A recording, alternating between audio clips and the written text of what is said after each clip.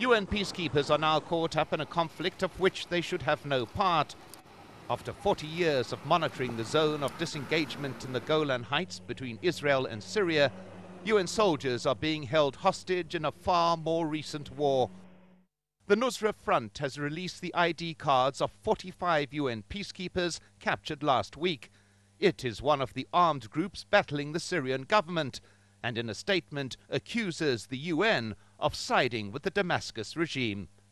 We still at this stage cannot confirm the exact location of our troops. We're continuing negotiations both at all levels.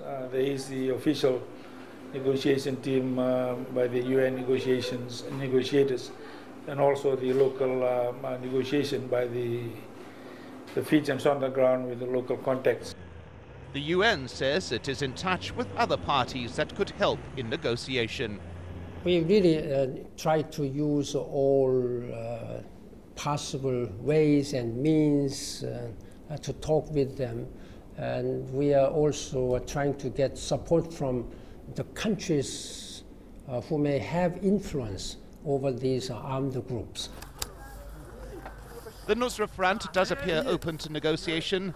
This weekend it released 5 of the Lebanese soldiers it captured during fighting on the border with Syria at the beginning of August. However, it continues to hold at least 24 Lebanese soldiers and police officers, all of whom are Shia. The UN has managed to safely move 2 large groups of Filipino peacekeepers that had been threatened in the conflict. The bulk of its forces have now been withdrawn back to the safety of the primary UN base in the Israeli-occupied part of the Golan Heights. Under question now, though, is the future of the UN mission in the Golan Heights and its monitoring of the 40-year-old zone of disengagement, remembering too that Israel and Syria are still technically at war. Mike Hanna, Al Jazeera, West Jerusalem.